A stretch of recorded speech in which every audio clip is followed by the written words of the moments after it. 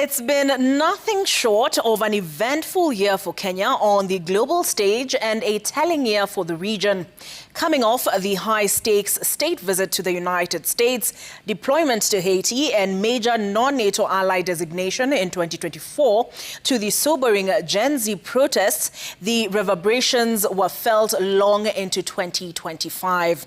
Over the next few minutes, I'll walk you through what a change of administration in the U.S. has meant for Kenya, to what Tanzania's illegitimate elections signify for the region.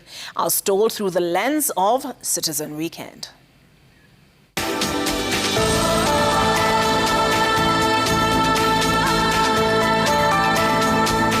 The return of Trump into the White House on January the 20th, 2025, quite literally turned the prevailing world order on its head, beginning with a pause on foreign assistance and withdrawal from the World Health Organization, among other UN agencies. WHO is an extremely important player in, global health in terms of, coordinating, public health emergencies, response and preparedness, and many other health programs. A development that's seen the U.S. sign bilateral health cooperation frameworks with several countries, the first of which was Kenya on the 4th of December, but which has since been suspended by the courts, with the legal challenges premised on various reasons, not least of which are concerns around data privacy. We're using epidemiology information to track, detect, as well as respond to these global outbreaks. Trump's immigration policy also featured prominently on Citizen Weekend this year, with 17 Kenyans earmarked for deportation and branded worst of the worst by his administration for having criminal records. Some of Kenya's neighbors have had it worse, with visa issuance to Tanzanian nationals to enter the United States partially suspended on the basis of their overstay rate, while Somalia is among 19 countries for whom visa issuance to their nationals is fully suspended,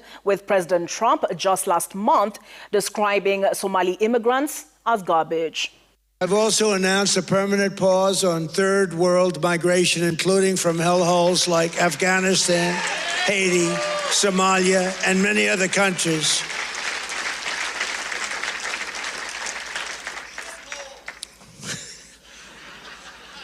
I didn't say shithole, you did. Trump is not running for re-election, so he's going to completely escalate his measures against Somalis and undocumented immigrants, because he's not looking to get re-elected. So look for it to get a lot worse before it gets better. Since Trump has uplifted targeting the immigrants in the U.S., they are increasing and also winning political positions. The latest example is 2 weeks ago, Mamdani, the new mayor of New York, he was immigrants and he got his American citizenship just in 2018. This is Trump-based ideology, and he wants to get some elite, supporters, but he's losing the large majority of American citizens, including the immigrants. His vice president's wife is immigrants. Trump himself, his wife, is a former immigrant. We had a meeting, and I say, why is it we only take people from shithole countries, right? Why can't we have some people from Norway, Sweden, just a few? Let us have a few. From Denmark, do you mind sending us a few people? Send us some nice people, do you mind? But we always take people from Somalia, places that are a disaster, right? Filthy, dirty, disgusting, ridden with crime. The only thing they're good at is going after ships.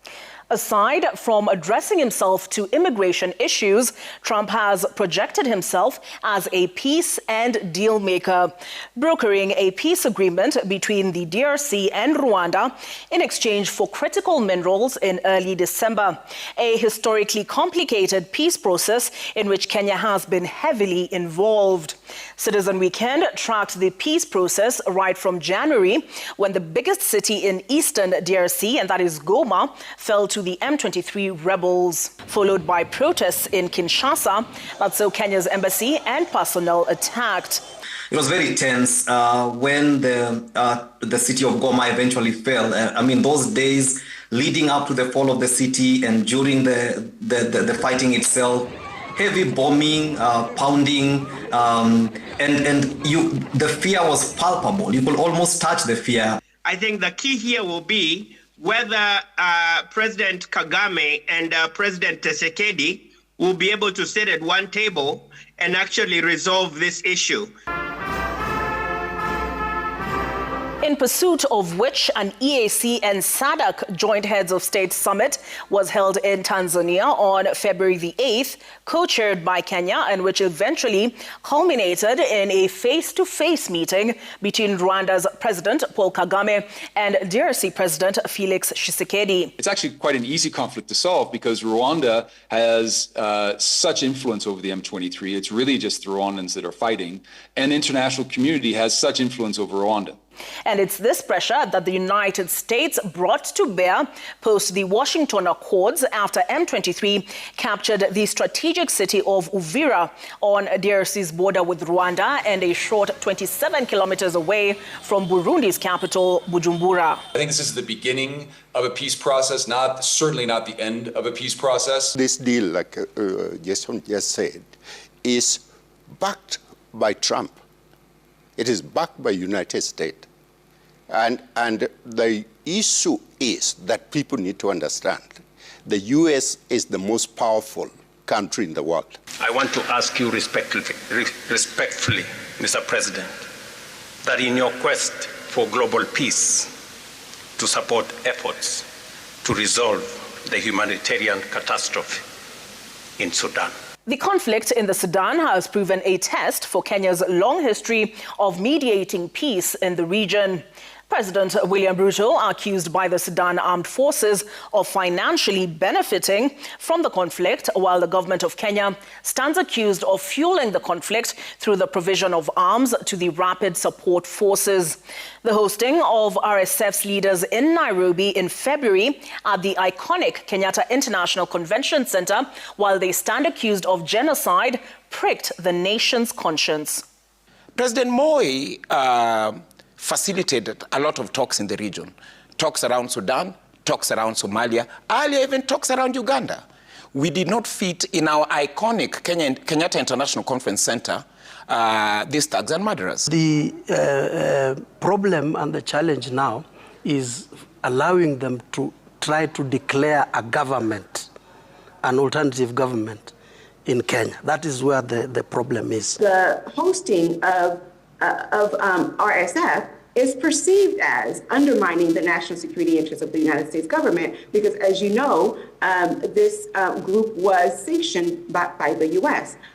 One in a number of questionable decisions made by the Ruto administration that led the chair of the U.S. Senate Foreign Relations Committee, Jim Rich, to call for a review of Kenya's major non-NATO ally status, despite evidence of genocide, rape as a weapon of war, and mass displacement. The war in Sudan that has been raging for the last 2.5 years has received hardly any international attention, leading to its labeling as the forgotten war. And the testimonies that are coming they're extremely hard.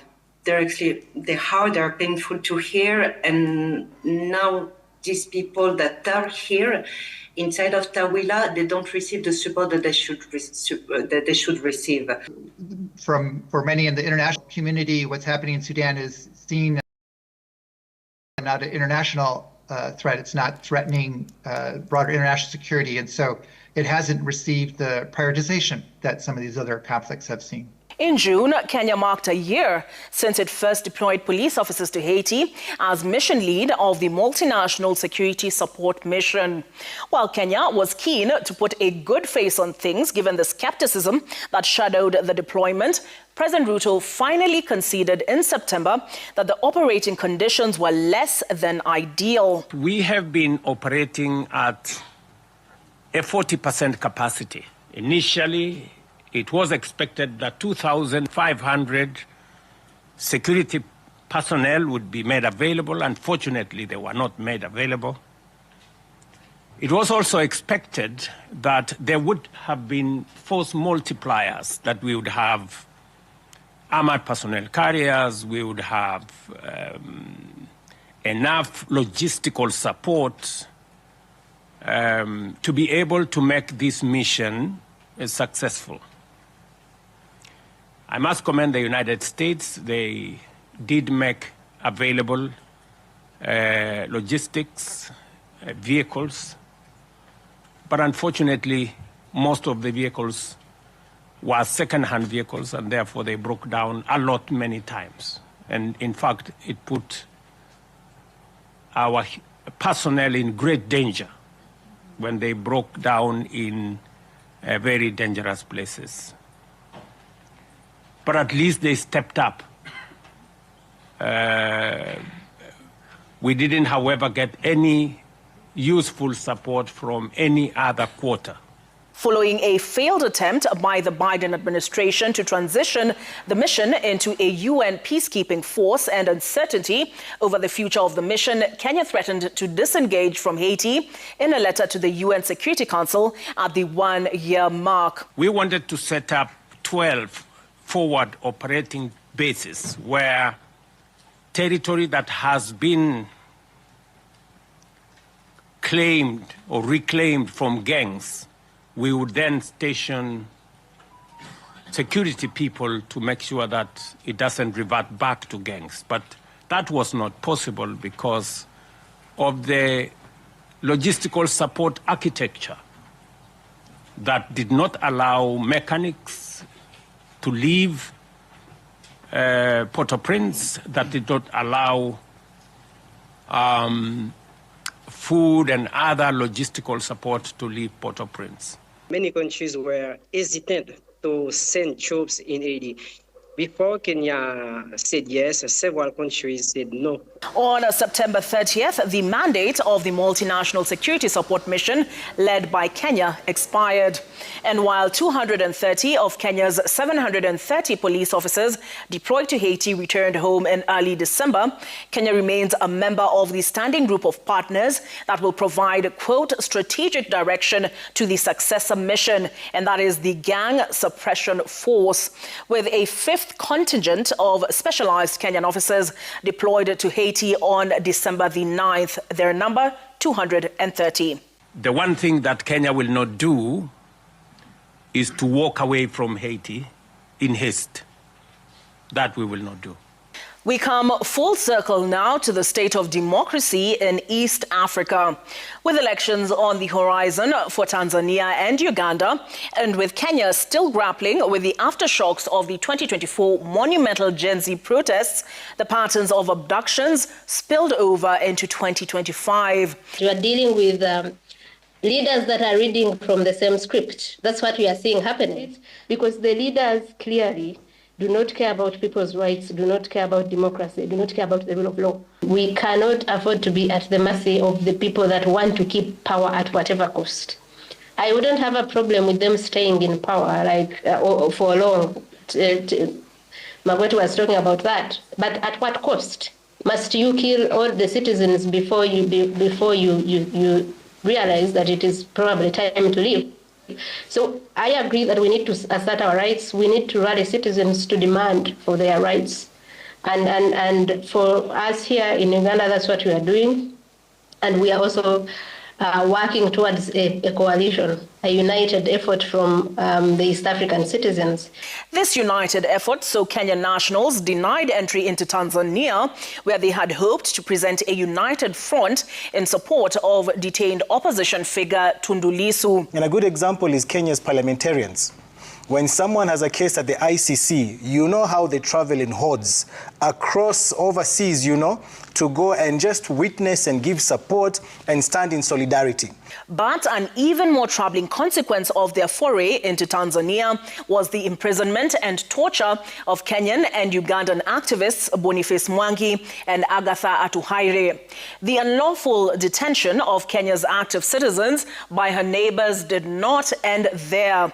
Bob Njau Njagi and Nicholas Oyo were also detained incommunicado by Uganda for 38 days after showing up in support of another presidential candidate, Bobi Wine. As opposition candidates and government critics disappeared in Tanzania and Uganda or were held indefinitely on treason charges, the Kenyan government, led by President William Ruto, endorsed a shoot to kill or maim policy when confronted with a spillover of the destabilizing 2024 protests. When this went down poorly, they got creative. This is a new development by which the government is now trying to use the Prevention of Terrorism Act to go against protesters who are engaged in mobilization against the government on political grounds. It allows the government to apply that you are not given bail. That's number one. And it allows the government to hold a person for 30 days and then keep renewing those 30 days. Such a serious offense also, when it comes to bail and bond application, would attract very stiff conditionalities. But it was the October 29th presidential election in Tanzania that proved the true measure of democracy and human rights in East Africa. We took note and moved the conversation forward on Citizen Weekend. As researchers, we need to admit when things do surprise us. And I think in this case for Tanzania, the scale of the protests did surprise me. I was expecting some demonstrations. They'd been announced online beforehand. But I do want to emphasize that the scale and the scope of these demonstrations is really unprecedented in Tanzanian history on the mainland.